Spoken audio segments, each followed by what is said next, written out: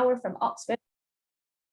Fast train, we're about 20 minutes from Leamington Spa, which is like an affluent area where students tend to stay.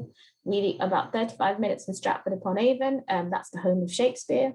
And then we're about an hour and a half from London Heathrow, which is the main airport you'd be going, but a fast train is about an hour to London, which is obviously the biggest city in the UK. And then we're about 25 minutes from Birmingham, which is the second biggest city in the UK. Coventry itself is the 10th biggest city. So we're near two major cities and you kind of got access to everything else. So this is really ideal for students who don't want to get distracted by city life, but they want to be able to excel during their studies. So on the weekends, holiday periods, they enjoy their time in the city, but they focus on campus. So we're actually a campus-based university and we have 3 campuses next door to each other, a short walking distance. What you're looking at is an aerial shot of main campus. So all those lakes, trees, everything you're seeing is all part of campus. And again, it's just a small kind of shot of campus. Campus is very large. I think we have hundreds of acres of land, which is all for the university. So Westwood campus, main campus and Gibbet Hill campus, and all our student accommodation is around campus and all the buildings.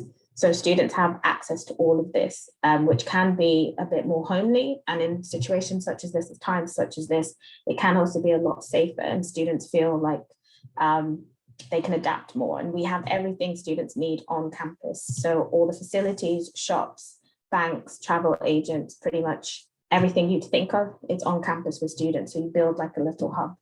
Not to the scale of some American campuses, but it's pretty big in scale in terms of UK campuses.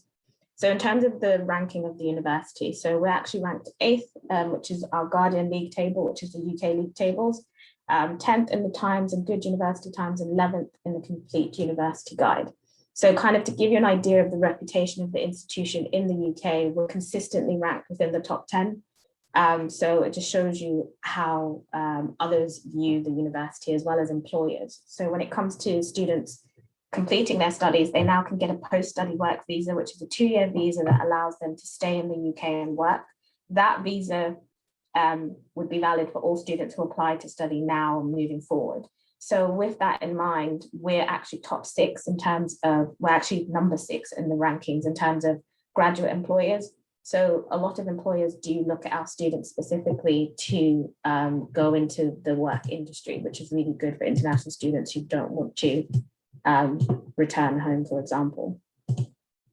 So in terms of world rankings, we're 62, and then was in the QS world rankings and 77th in the Times Higher. And consistently, again, we've been in that top 100. So this also means that students can take their degrees to other countries, again, still in Asia, they can take it to the Middle East, even other areas in Europe, and the degrees are recognized and the quality of the degrees are also recognized, which is important for any of those students who want to start building that global footprint. So universities in the UK are typically either traditional or they're modern. So we have actually been running for a long time. So we're more of a traditional university, and by traditional, we mean we focus on the arts, the sciences, and the social sciences. So subject areas are obviously into like classics, English, we've got theatre, film, TV. Then our sciences are everything such as computer science, those mathematics subjects, chemistry. Our sciences, we're actually ranked within the top 5 for a number of subjects, subject areas. Same with our social sciences. Some of you may have heard of the Warwick Business School. So that business school has a number of top ranked degree programs as well. And that's all within social sciences areas. And the foundation also falls under the social science. So students would typically be going into one of these disciplines. If you find yourself wanting to study, for example, digital marketing, artificial intelligence, something that's a little bit newer, then Warwick wouldn't really be the undergraduate choice for that type of degree. You would be able to get that in postgraduate study after you've completed a degree, but you wouldn't be doing it at the undergraduate degree level, just so you're aware. A lot of these degrees, you can also join them together. So for example, you can take English and history, for example. You can also do cross-faculty studies. So that's when you're mixing liberal arts with the history, or you're mixing global sustainable development with law or politics. So those options also do exist for students. So you don't have to just pick one degree and that's what you're sticking with. There is a mix. And typically how it works in a UK university, when you have your degree program, you would be having your 3-year degree. In your first year, you're studying the fundamentals, kind of the core modules you'd need, which you then build onto in your second and third year at the university. And in the UK, we work on independent study. So you get a lot of support, a lot of contact time in your first year. Then slowly, as you progress through each year, we start to then look at students to be able to build themselves, kind of use their skills. And this is, again, so to prepare you for the workforce. And our universities are more so about practical understanding. It's not all theoretical. So memorization is not something that particularly works. You have to know not just why something is the way it is, but how does that affect a number of other things? And you have to also be able to explain it in old context, in modern context. So you really get a well-rounded education in any of the subject areas that you'd be studying. That would be the main area when it comes to a degree program here. And then when you're looking at the campus itself, so our campus is actually quite large. So our campus has over 65 sports clubs that's all available to students. We've got 250 societies. Then there's a lot of employment and volunteering opportunities. So it's really important for students when they're in their first, second, and third year to start looking at building their work-life balance and also start to build themselves for the future. So you have the ability to go on placements. So that would mean you can take a whole year out of your studies as part of your degree to work in companies, or you can do it during the summer periods, similar to internships as well, depending again on which program you're doing. And in some cases, you can also go abroad to one of our partner universities in Europe. So that's all building your skills while you're at the university. So that's all part of the process that's there. I'm trying to giving you a picture of some of the facilities we have. So you're seeing there our new sports and fitness hub. It's our new sports and wellness hub. So it has an Olympic-sized rock climbing walls, tennis courts. And then outside of that, we also do have our own football center and tennis center, which are all around campus as well. And then you've got a state-of-the-art gym as well, which is all available for students. And then we have a brand new art center as well. So that's actually one of the biggest art centers in the United Kingdom.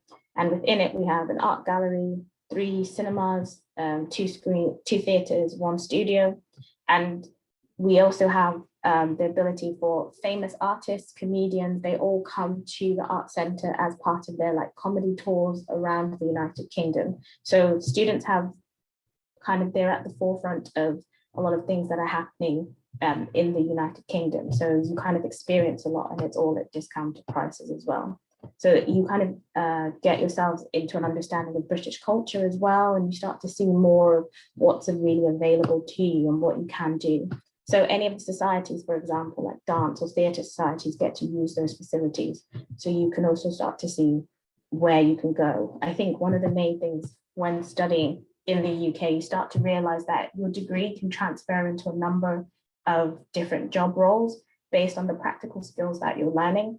So the facilities and everything that's available around campus always has an opportunity for you to utilize them more. What you're seeing there is a copy of our arts building. So as I showed you earlier, I showed you all those arts faculty subject areas. So those departments would now be based in our arts building. So it's easier for students to locate them and get everything they need. So the main thing for you guys would be, okay, how do I find the right pathway? Where do I fit with my current qualifications? Do I need to study more, or can I go with what I already have? What level is best for me? So I'm sure some of you have heard that to go into the UK, you need to have either completed A-levels or IB, and that's usually a 2-year program. So you complete the full 2 A-level program, or you complete the full IB diploma. Then there's some students, depending on what school you're in, you could be studying a qualification that allows you to go in after completing grade 12.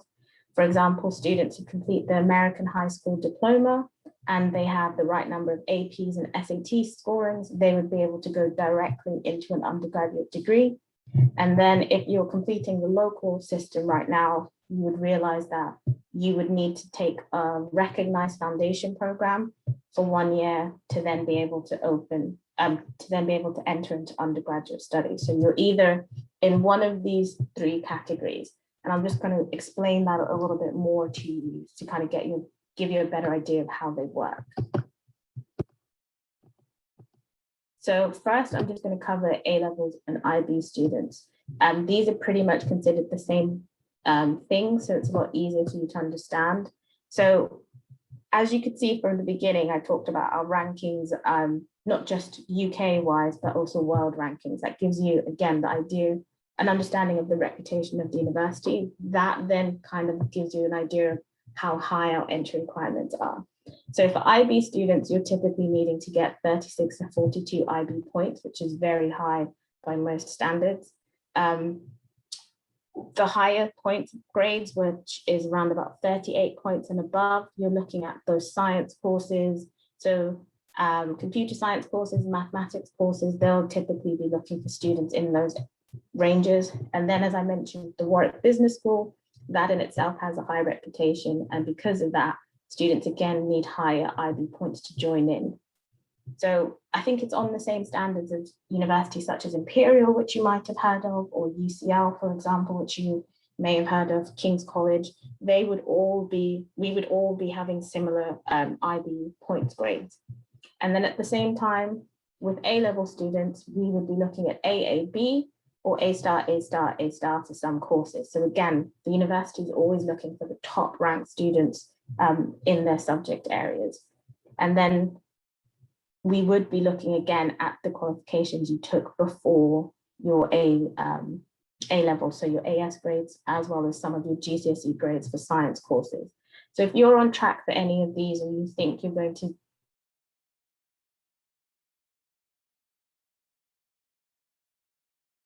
be on aim for to getting into universities, not just Warwick, but similar ranked universities, so any of those top 10 in the United Kingdom, you need these types of A-level grades.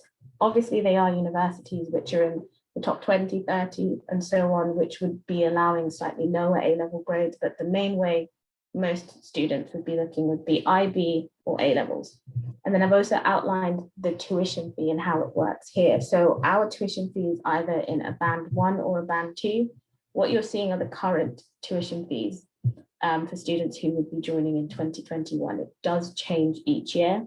So for, again, our humanities based and our social science subjects. So if you remember at the beginning, those subjects that fall within that arts area, they count as humanities. And then social science subjects, you're looking at around about £21,220 per year to cover your academic studies.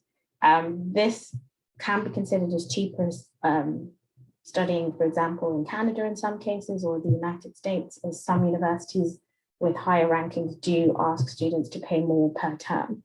So it can be a more economical version for students with still getting a high quality degree program. Then for band 2, again, you're looking at courses which are science-based, so all those science courses, as well as the Warwick Business School courses. They're looking at around about $27,016 a pound per year. So that would be all your academic costs for each program. And then when it comes to applying to the UK, so one of the main things about, which I kind of already mentioned to you, that your degree program is helping you build yourself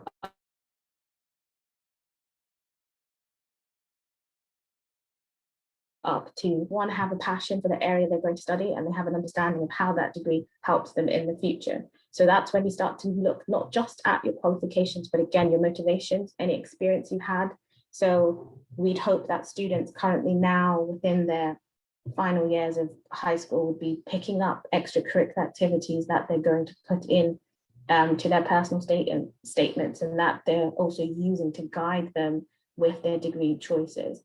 And then we want you to be able to demonstrate that to us in your application. So we look at your personal statement as the main indicator of whether you're a match for the university or not. So it's not just about your academic grades. So some students think just because they have their predicted A star, A star, A star, they should then get an offer. It doesn't unfortunately work like that. We do want to know that you would be a right fit for the university as well. And then you've also got an academic reference. So you need these 3 bullet pointed items in order to submit a UCAS application. So if you're not aware, to apply in the UK, all students would apply through a system called the Universities and Colleges Admissions Service. So that's not affiliated to each university, it's a separate service. You would go and create an account on there, and that would list every degree course that exists by every UK university. So not just Warwick, it would list pretty much Sheffield, Leeds, Manchester, like every university. And from there, you would be able to pick 5 university choices. So you'd have, usually when you pick your 5 choices, you're picking 2 which are high ranked, 2 which are middle ranked, and 1 which is lower ranked. And what you'd do is you submit the same personal statement, the same academic qualifications, and the same academic references to those 5 universities. You submit it all at one go. And then what happens is those universities would read through your qualifications, and then they would either issue you with a conditional offer waiting for your final results and potentially an IELTS test or other English qualifications, because they can sometimes exempt your English. So depending on what your background is. So they'll issue you a conditional offer, and then you would have the opportunity to keep 2 of those offers. So if you're lucky enough to get all 5 universities issuing you a conditional offer, you would then say, okay, I want to keep Warwick as my number 1 choice, and let's say Sheffield as my number 2 choice. And then you would reject your other 3 offers. And that would mean that you would be doing everything possible to make sure that you meet the grade requirements listed on those 2 offers. Typically, your number 1 choice offer would be of a higher grade requirement than your number 2 choice that you know you definitely get. So you have like a backup should anything happen. And then students at that point would get their results and then would log back in the system, and they'll be able to either pick their number 1 choice or they'll take their second choice. It's all up to you. So if you change your mind and say, even though Warwick is the one I want to go somewhere else, you can do that as well. So that's all available to students. So that's how you'd submit your application, and you do your whole process through that system, and that system would liaise with the university in terms of making sure that you're getting your offers and you're accepting everything and you're meeting all the deadlines. So you don't actually talk to the university's admissions teams directly. It's not something you'd typically do. You'd only really contact us should you be in the stages of trying to find out extra information. But then once you have received your offer, you've decided exactly where you're going and you've accepted it, you would then be able to contact us once we start working through your visa process, as you now start to build more of a relationship with the university. As a student who has applied, however, we will still be in contact with you to invite you to open days and kind of keep you updated with what's going on with the universities, but it's a slightly different process to other countries. So that would be the main way if you're then applying with your IGCSEs or, sorry, no, IGCSE, your A-levels or your IB diplomas. Then the third way would be joining our foundation program. So I'm sure some of you have heard of foundation programs. I was told earlier that some students don't want to join these programs as they're not sure of the purpose for them. So at least in Warwick's case, we actually have one of the longest running foundation programs in the UK. It's been running since 1983, and it's delivered on the campus. So you're a University of Warwick student straight away. So it's delivered on campus by Warwick Academics on our Westwood campus. And then you can progress into most of the degree programs offered at the University of Warwick. And at the same time, we help you while on the foundation apply through UCAS. So that means you can also go to other universities. And these universities do include like UCL, LSE, again, Manchester, Leeds, Sheffield, everyone I've kind of mentioned. So we're accepted by all UK universities. So you're getting the same as you would if you had completed an A-level program, for example. And then we split all of this through 10 distinct streams. So we have a stream for students going into engineering, computer science, business management, course-related, finance courses, economics, math and statistics, law and politics, social sciences, arts and humanities, biological sciences, and psychology as well. So depending again what you want to study, you can go into a related field, and each of those would have different degrees they can go into. So for example, if you take the social science IFP, you can progress into any degree that falls under that social science category. It's not that you take a social science degree. That's not how it works. You could take politics, you could take liberal arts, for example. All of that would fit in. So students do tend to kind of like this option if they don't then have to study for 2 years after completing their local system high school, because they can tailor all of their subjects on that foundation program in a 1-year period. And then they get to join the undergraduate studies slightly earlier than they typically would, which gives them more opportunities when deciding where they want to go for their future. So I'll say those are the main ways of going into a UK study. One thing worth highlighting for Warwick's foundation program is it's not a course that's designed for students who've missed the entry requirements for Warwick's degree courses. It's actually for students who are still at the top class or the top level in their high school. So that means that these students would still be able to cope while at the University of Warwick. Typically for students who are studying under the Filipino system, you'd be looking at 85% in your final year of your senior high school diploma. And then we'd also need 85% in any maths, biology, or physics subjects, depending again on which IFP stream you're looking at. And then if you're studying under a different education system, we would have a variation of entry requirements for that as well. And then the application process for this is again slightly different. So because it's run by us, students are actually applying through the University of Warwick website, and they apply directly. They pay an application fee, and we'd ask for the most recent transcripts and a personal statement. But again, this personal statement is slightly different to the personal statement for an undergraduate studies. You'd need to answer 3 questions outlined, and then they'll receive conditional offers to then move through the process. So some students do find it a slightly easier process, as you can kind of get your outcome in a shorter period of time, whereas the UCAS process can take slightly longer. It usually takes students a full year to go through the full UCAS process as well. I'll say that's kind of just a brief outline of what it is to study in the UK, and just to kind of give you guys a bit more of an understanding of how to potentially go about it. And then the next steps, we'd always encourage you to then go onto the university websites, look at universities as a whole in the UK, and then start to see what fits you. We'd always say work backwards in terms of, you'd always find out, okay, first off, what are my interests? Then I want to find a degree that fits those interest areas, or potentially what career do I want? And then you start to look at the universities that offer it, and then looking at the facilities and everything that's around, you would then start to make applications and look at your results and see what you match up with. So it's usually a very long process in terms of you start thinking about it early, but as long as you start thinking about it, you'll be able to go through the process. That's pretty much the main information. I'm just checking if there's any questions that anyone wants to ask. Do you have to apply for an undergraduate degree after taking a foundation program, or can you go straight to undergraduate without applying? So that depends. So if you noticed, I showed 3 different pathways. So students who take qualifications such as A-level or the full IB diploma, or essentially those would be the main 2, or anything that's equivalent. So if you look at your qualification, if it's considered equivalent to those, then you do not need to take a foundation program.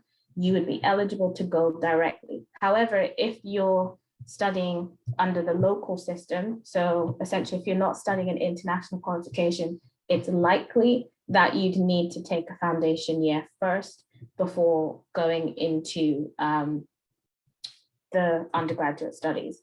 I'd say it doesn't really make much difference if you're potentially looking at studying in the States and Australia, because you would still be studying 4-year degree programs in most of those institutions. So you'd be doing the same. You'd study the 1-year foundation plus the 3 years of the degree, which you'd finish in the same amount of time. I'd say one of the benefits for a foundation, if you've completed your studies early, or you're taking, for example, an IGCSE program and you want to go to university early, you can start looking at university at 16 years old, 16 years of age, sorry. And then you can still be able to be treated like a university student and go through the process at 16, 17, instead of waiting until you're 18, which some students do prefer. But if you're taking an international qualification, then go direct. If you're not taking an international qualification, it's likely that you'd need the foundation year. Any other questions?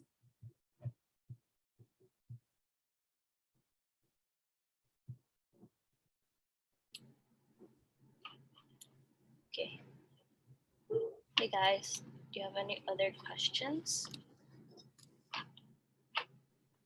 Oops. I just screenshotted the participant list. Okay, I can ask some questions, I guess. Are there academic support services on campus, such as tutoring or writing centers? Yeah, so the university has different support centers depending on which department you belong to. So, for example, the mathematics department has its own different support, so it can have mathematics workshops. So every student, when they join a university in the UK, would have a personal tutor. So your personal tutor is the main person you go to if you're having issues. They're your main point of contact. And then in your department, depending on what your issues are, we're then able to separate that. So if it's like mental health issues, welfare issues, we have a team set up for that. Then if it's academic issues, we look at specifically what it is academically. And then sometimes you can work one-to-one with your lecturers in those types of senses, or you'd be typically joining the club or society that can help you build up in those workshop areas as well. So that's really important. I know most universities, you're looking at things such as like maths cafe, for example. So you'd be setting up to go work on your math skills.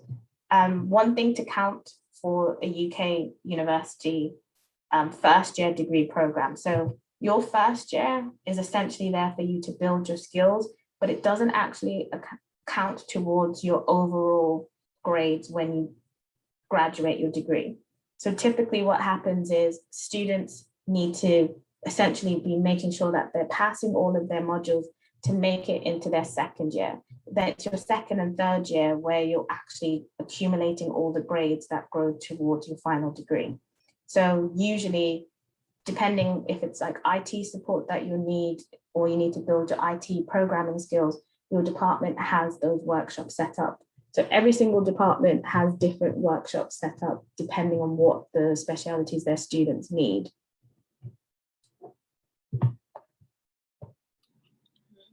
Okay. Do you guys have more questions? You can just write it on the chat box, or you can unmute yourself.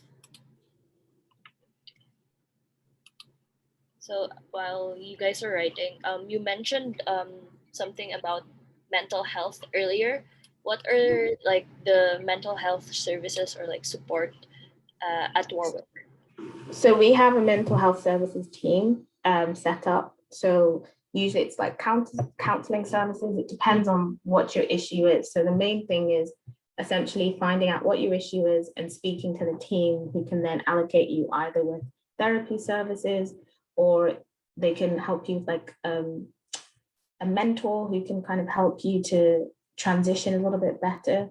So it all varies on what it is, on what your issues are. Typically, students have difficulty with acclimatizing to studying in the UK, for example. So that's when we'd start talking regularly with students to kind of provide them with support in terms of how to integrate with other students, whether that's in their accommodation, in their dormitories, or whether that's on their programs. And then they also liaise with your department again to make sure that they're aware of what the issues are to provide more support. So it's more of a well-being and support services, and it all varies. So we do also have support, for example, sexual health support. So if students feel like they're having issues in that area, that's a support team that can be there. I think it's more so you'd have to know what your issue is, and then you'd be able to be allocated to the right people. Okay, that's great. Another thing I think a lot of students want to know, are there like work opportunities, like can students work while studying, like for the first of all the the program and then the foundation program? So are students allowed to work? Yeah, so you're allowed to work on both programs. So when you apply to study in the UK, your visa usually allows you to have 20 hours of work during your studies, and that's during term time. So during term, you can have 20 hours of work. And then during your holiday periods, that can increase. So some students increase all the way up to 40 hours during vacation time. But during term time, most students get part-time work. So as I mentioned, we have over 8,000 opportunities on campus for work and volunteering. So students can be student ambassadors. For my foundation program students, I have students who are ambassadors who chat to prospective students on our website, and they help them do campus tours, and they all get paid for that process as well. And that's kind of done on an easier basis as it fits their schedule, or you can work in any of the facilities on campus. So I showed you the gyms, the art center, the arts building as well, but the gyms, art center, students can work in there. So they work as ushers, ticket booth. They can also work as like instructors, other areas in some of the gyms. And then we've got supermarkets on campus, restaurants all on campus, banks, everything. So students can also work as wait staff in all those areas. So it all depends what you're looking for and how you want to build your skill set. Then in some of the other students' union based roles, students can work in those as they progress into their second and third year as well. We have a question in the chat box. Does the University of Warwick offer any scholarships or financial aid for international students? If so, what is the process of this, and does this differ from other scholarships or financial aid application processes? Okay, so Warwick is slightly different to other universities in the sense that we don't offer a lot of scholarships. I would say typically with UK universities, we're not like American universities where they offer large sums of scholarships to a number of students. It's not what typically happens in the UK. Most students would be self-funding their studies. British students unfortunately wouldn't, because they would go through a slightly different system. So when you're looking at scholarships, we always advise students to look externally. So you'd be looking at external providers. And on our university website, we have a list of scholarships and bursaries that vary depending on your background, your nationality, so what passport you hold, and which degree program you're also going to go in and study. So as a student, you'd be able to go and look through that list, and you'd be able to find all that's available to you. So international students, we this year had a global excellence scholarship. So that scholarship offered 250 different tuition fee discounts. Some were full, some were partial, and some were as small as £2,000 off of the tuition fees. And then others went up to like £13,000 off of the tuition fees. That was actually the first time in a very long time we'd run a scholarship offering. We may potentially be running it again for next year. So that's something to look out for. Just so you have the idea, it's Warwick Global Excellence Scholarship. So how that typically works is, for most scholarships, you need to already have an offer for the university. So you'd apply through UCAS like normal, and you'd need to have applied through UCAS through the scholarship deadline, and then you'd need to receive your offer letter to then be able to apply for any of the university scholarships. So for the university scholarships, once students have applied, they'll usually have additional requirements such as completing an essay. So they'd have to answer a number of questions, and then based on their questions, they'll be scored, and they may be then shortlisted for the final scholarship. So the number one way of getting a scholarship, if it's a university run one, is first to make sure that you've applied, and then you'd be shortlisted, because most of the shortlistings are automatic as long as you've applied by the deadline, and then you'd be asked to do additional qualifications. If it's an international scholarship, so an external scholarship, each scholarship provider has its own requirements. So most scholarships also open roundabout, you have some that open in June, and then they'll close just before August, and then you have some that open earlier in the year. So it all depends on what you're looking for. So again, it depends on, it all depends on what you're looking for. Depending on when it opens and closes, that's when you need to make sure you have your offer by and you've started your application process. I'll put it in the chat to provide you with the link to our scholarships pages, because we have a number of external providers that we do accept and University of Warwick students can apply for. That's great. Open the chat.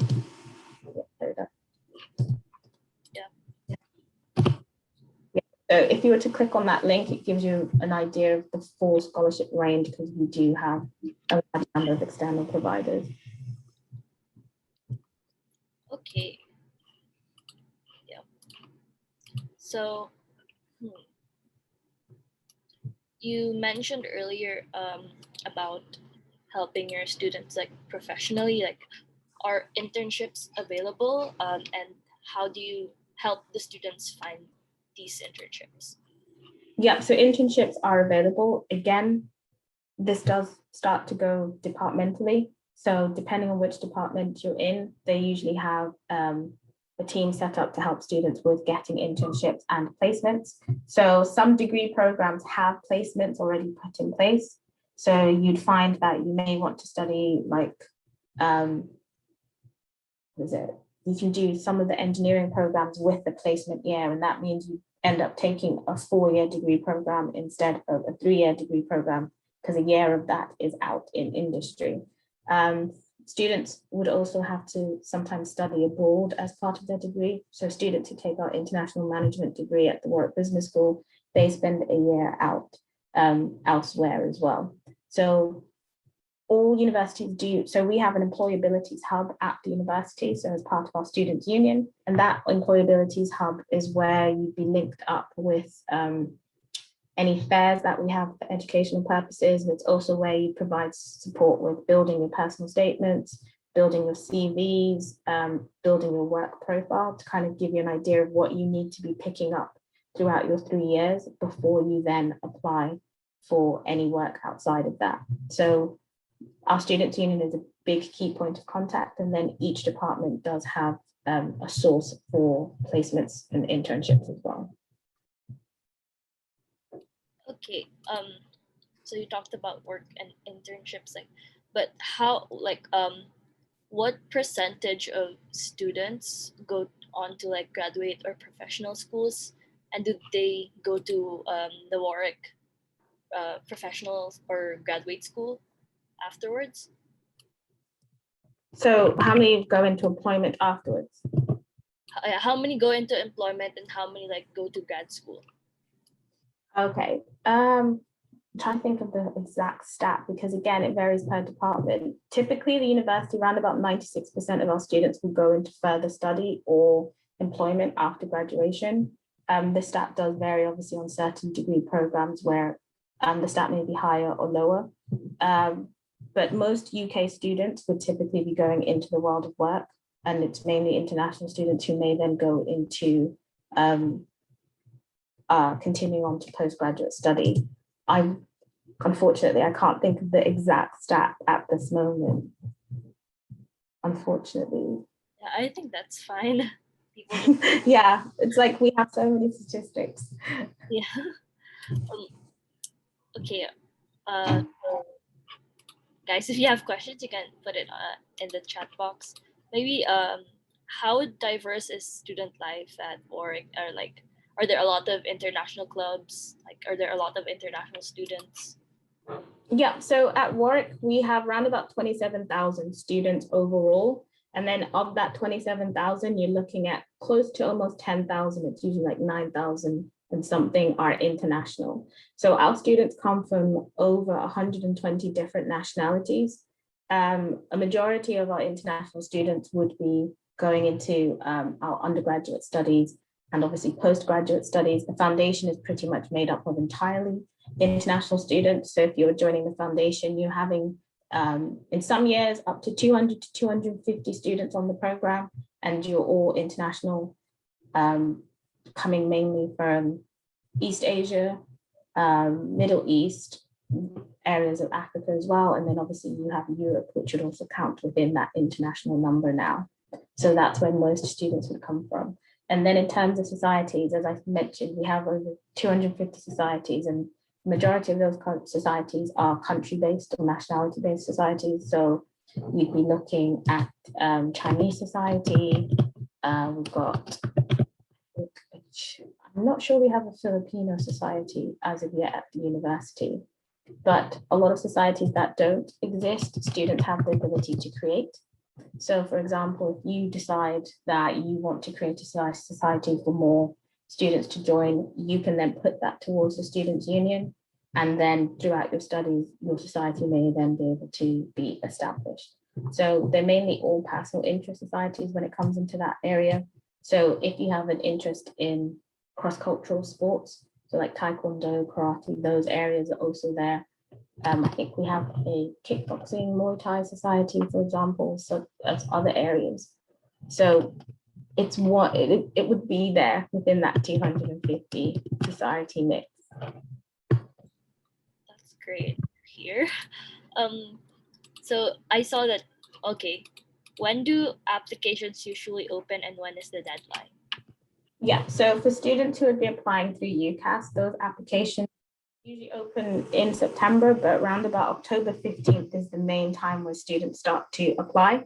So they would close around about January 15th. This year, they extended the deadline until January 29th. So that can happen, but you'd have until January 15th to have your predicted grades. So if you haven't got your final grades, that's normal. You just need your term one reports or term one grades. And then you need to obviously written your personal statement and gained your academic references. Those would be the main things you'd need to submit a UCAS application. But most students start thinking about it now so that by January they have everything ready. As you find that with a personal statement, it's something you may write 10 times to get it to the right standard.